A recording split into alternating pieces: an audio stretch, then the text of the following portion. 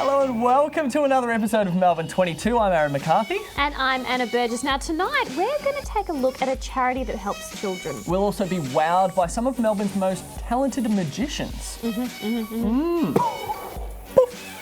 to hop aboard Puffing Billy. And much, much more. All that coming right up.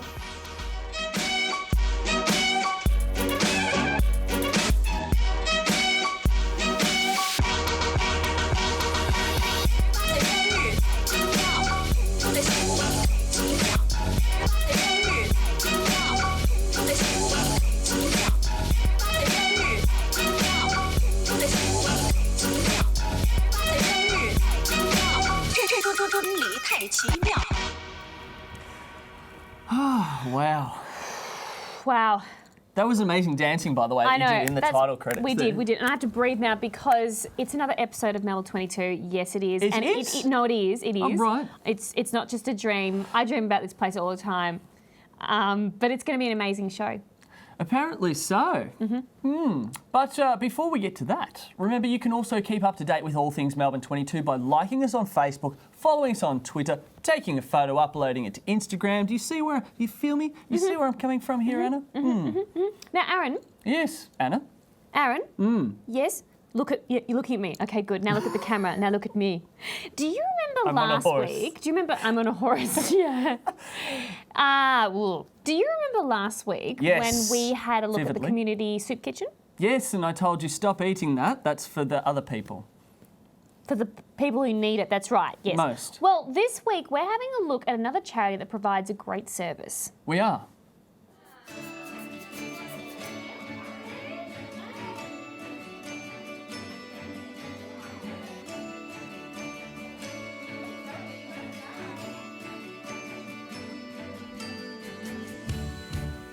TLC for Kids is a nationally renowned charity that provides special and unique care to children all across the country.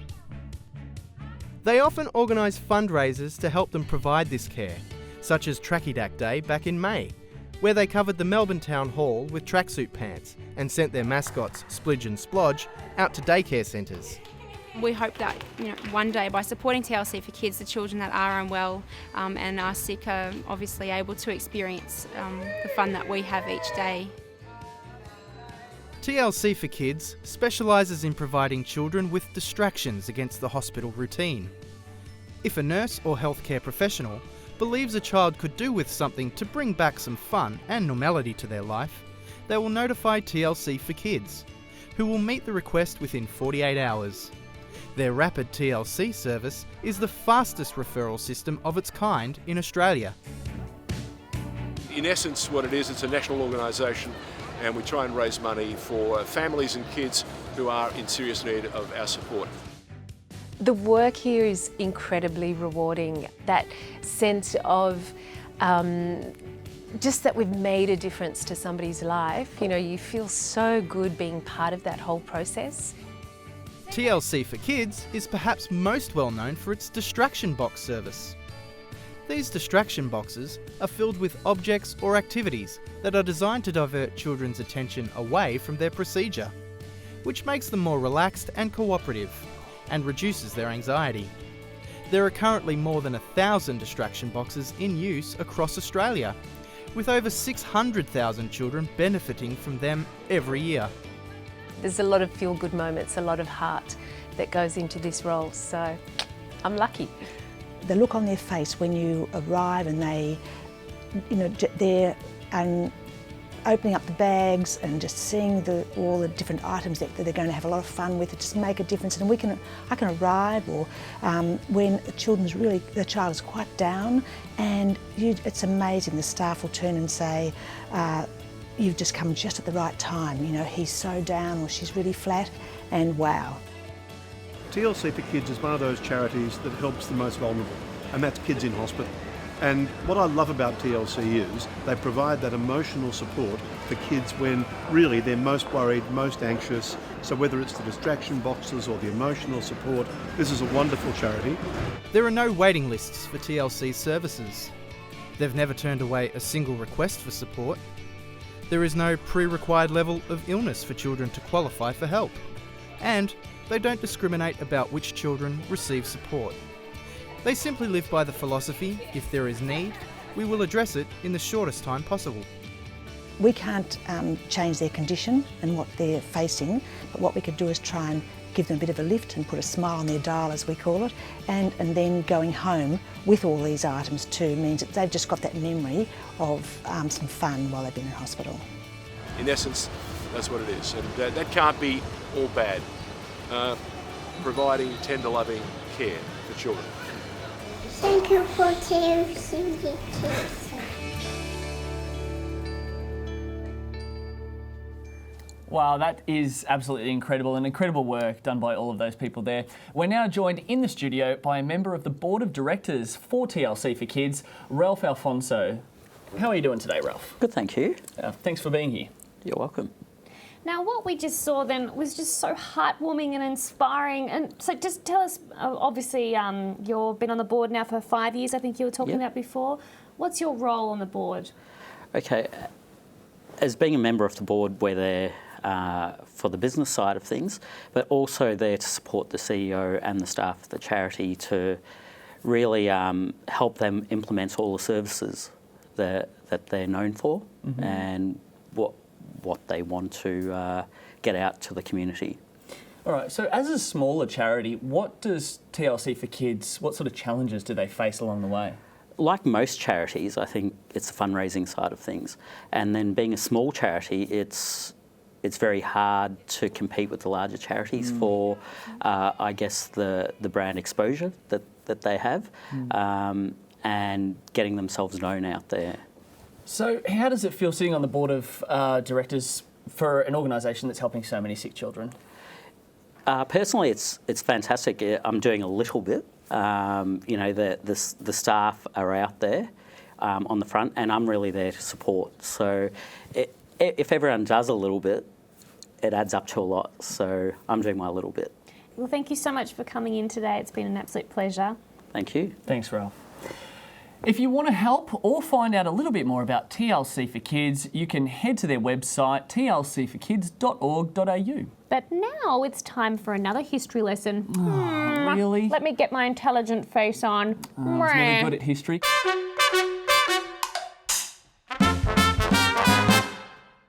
Federation Square is a public space located in the heart of Melbourne, on the corner of Swanson and Flinders Streets, and is the home of restaurants, galleries, entertainment centres and more.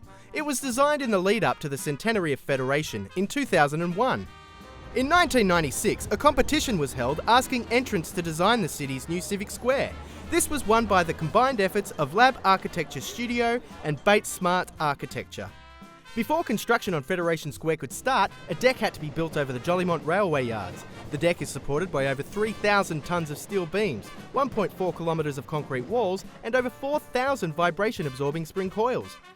Construction began in 1998, costing a whopping $450 million, with the square opening on October 26, 2002. Since then, Federation Square has received countless accolades, including being voted the 8th ugliest building in the world by UK media group The Telegraph. We're sure they meant the 8th wonder of the world. Today, Federation Square continues to thrive, with over 9 million people visiting the site every year. It is still an integral part of Melbourne's culture and history. That's all, folks. Stay tuned for some more history of Melbourne.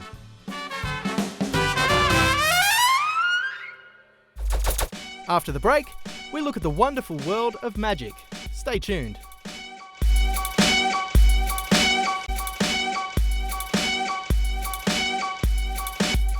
Welcome back to Melbourne 22, where I get left out all the time. Every week we take to the streets and put the public on the spot. We put them on the spot and we say, deal with that. We do that. And a few weeks ago, we asked people what their favourite movie was, but this week... On the spot. Have I got a spot? Molly. This week, we asked them for their favourite movie quote. That was one right then. Keep the change, you filthy animal. Make my day. In The Matrix, when Neo says, I know Kung Fu, and Morpheus says, show me.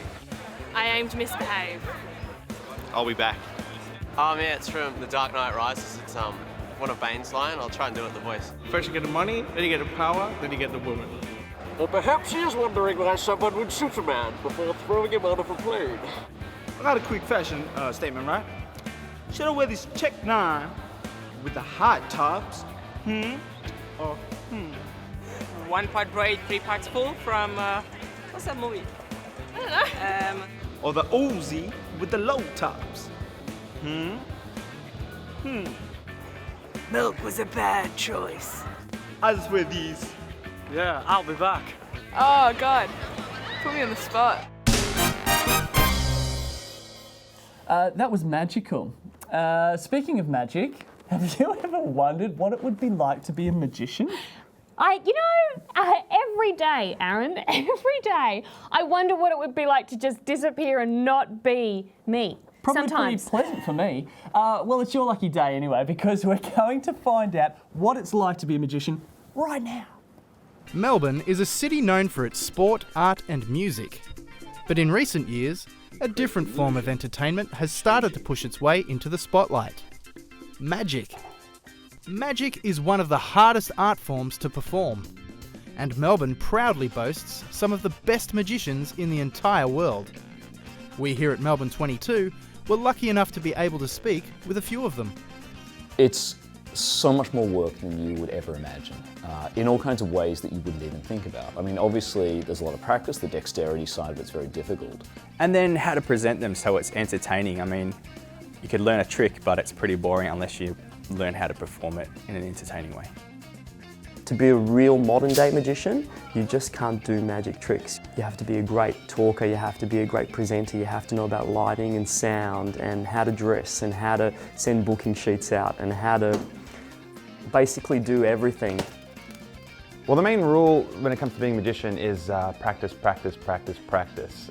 Basically, every moment I have to myself, you'll see me with a pack of cards in my hand. Is that yours? I would say that definitely the best thing about performing magic is captivating audiences. When they see something incredible, the delight on their face is just, seeing that over and over again, something you can never get bored of. Trying to get as close and as personable to my spectators as possible is really fun, and especially if they can experience the magic in their very hands, it's a lot of fun. The laughter and amazement that comes with it, gives them a buzz, and it gives me a buzz too. The thing that a lot of lay audience don't realise is that it's not the 1 hour show that you're asking for, it's your lifetime of interest and passion and investment in the art.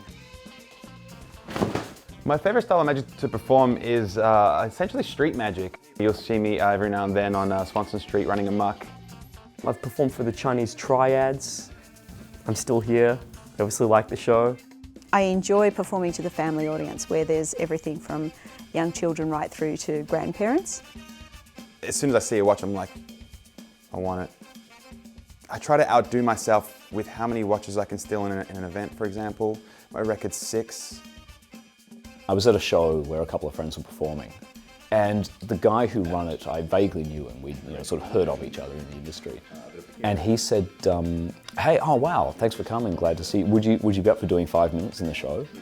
And I realised, actually, yeah, I can do that. And with no preparation and no setup, I was able to do kind of just 5 minutes for the crowd, which was something that I remember a decade ago dreaming about. Melbourne's magic scene is absolutely amazing. In comparison with the rest of Australia, I think Melbourne is the place to be for magic. If I was to compare it to other states in Oz, I would feel that Melbourne is where it's at. And as far as the world goes, I think we're getting there. We're still developing, we're a small country. But it's still nonetheless a really kind of powerful, nice, burgeoning, growing, supportive magic community going on here.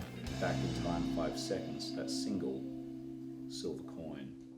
Absolutely nothing. Right now, we're joined by the president of the Australian Institute of Magic, Lee Cohen. Hey. Hi. Hey, Lee. How you doing? I'm great. How are you? All right, love the name, the Australian Institute of Magic. Yes. Kind of sounds like the Australian version of Hogwarts. Does it have a similarity? It kind of does. I mean, it's it's a mixture of programs for young people and for magicians who are grown up as well, but we're kind of still very young at heart with what we do. And it's basically a bunch of really fun people who love magic and get together, and a lot of us do it full time as well. It's actually our profession. And we get together, we session, we do shows, we run the Melbourne Magic Festival as well, and we have a whole bunch of fun. Now, how did you know that you wanted to do magic? Well, my father was actually a magician. So when I was growing up, he would do shows on the weekend, and I was really lucky that I got to be part of that whole scene while I was a kid. And I really just fell in love with the art form and continued doing it as I got older, and was very lucky that I had the opportunities to be able to make it my career. So, yeah. Do you have a magic trick that you can show us here today? I do. I came prepared. Aaron, I thought that it might be fun if I could read your mind. Are you up for having your mind read? Oh my God, I would love to have actually my don't mind tell read. me, because I just know it's going to be about me. Well, I thought As in, just to save the embarrassment to Aaron of showing what his actual thoughts are, Yes. knowing that it was clearly going to be something about you. It could be. We would use a deck of cards to demonstrate. Sure, why not? So, Aaron, what I want you to do is just take the cards and give them a good shuffle. Make sure they're mixed up and I haven't put them into any... They're real cards. That's right. Do check them out. Okay. Make sure I haven't prearranged the order. There's no pigeons in there or flowers. You know how they like... Oh, there Yeah. we go. No pigeons. No, just kidding. Yeah. When you're happy that they're mixed up, you can pass them back to me. You're not great at this, Aaron. At least he's making sure that they're all mixed up. I'm doing it so in that's a all we weird need. fashion, just so that there's no tomfoolery. All right? Well, there's always Tom and there's always foolery. Okay.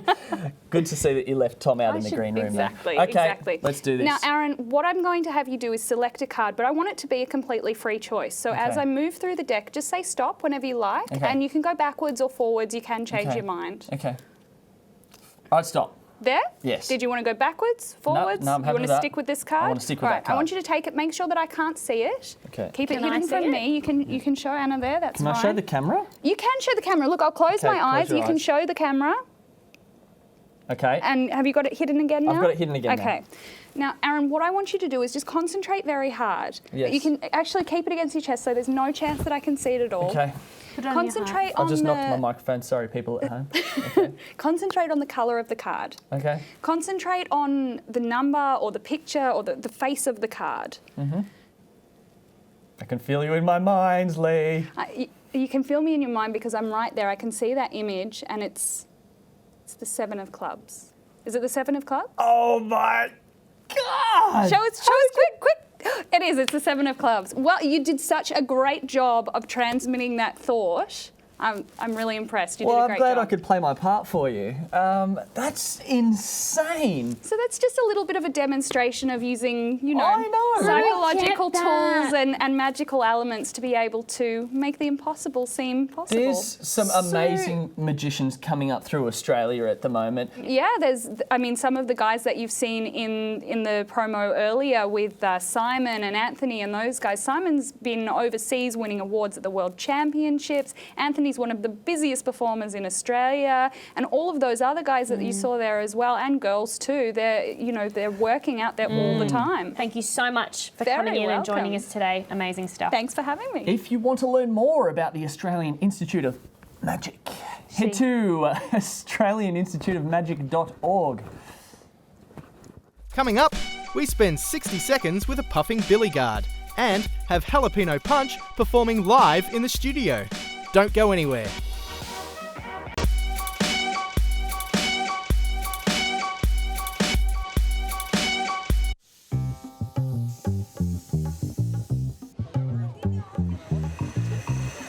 My name is Lachlan Campbell. I am a volunteer on this Puffing Billy Railway and I am a guard. I like trains and I'm not going to make that any kind of secret.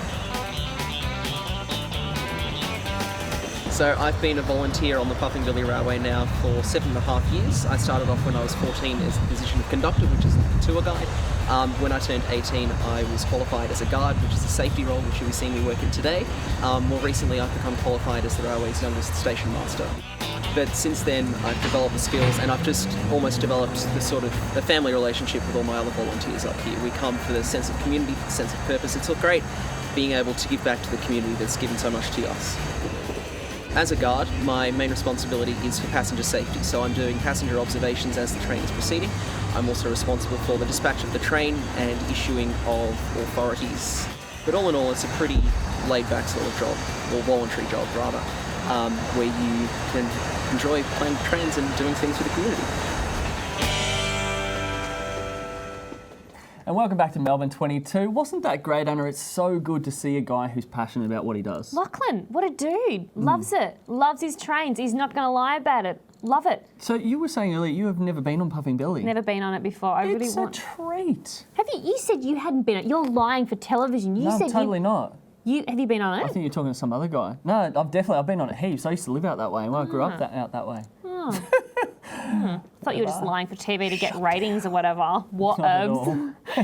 Now, don't forget that you Can't can get keep those. up to date with us Yep. with our jargon that we do weekly here on Melbourne 22 on Facebook, Twitter, or Instagram. Yeah, you can do that. To take us out tonight, we have Jalapeno Punch. That is an awesome name, by the way. Jalapeno Punch. What a cool name for a band. Do you reckon that somebody was just eating a jalapeno and felt like it was just a massive punch in the face and went, that's a cool name for a band? Yes. I reckon. Thanks for your support there. Now, we've got them performing their song, Ghosts of Experience. I'm Aaron McCarthy. And I'm Anna Burgess. Thank And- you so much for watching tonight. That was my line. Don't take my line. Good night.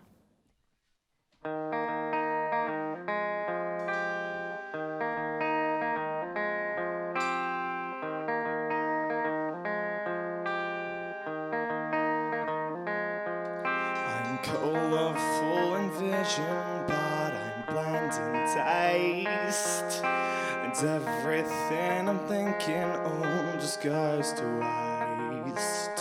I'm building towers upon my head with bricks of fantasy. I'm weak with power, I'm stories led, it is illusion, misery. And I've been thinking about living life without that second round. And it's not so hard, it hurts like wow. Came and made you mine, faded into the dark. So I guess I'm all stuck. I'm wondering how this new life that I found.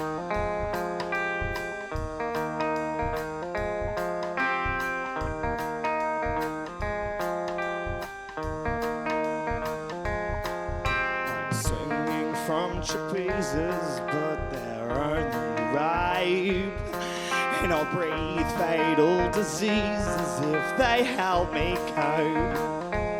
I'd swim the ocean, I'd cross the gauge just to get to you. Is that true? Are my words just rain into the blue? Now think about living life without that second round, and it's not so hard. It hurts like wow. You came and made your mind, faded into the dark. So I guess I'm stuck now. I'll have this new life that I found.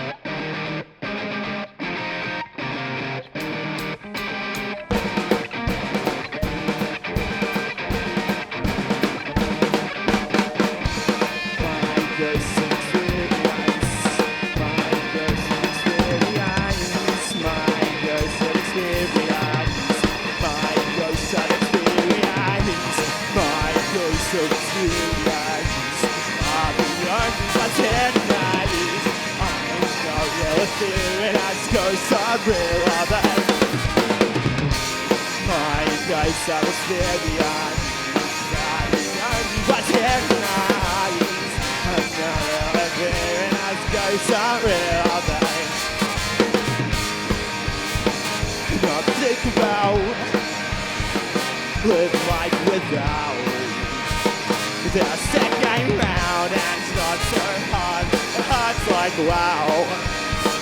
Can you make your mind?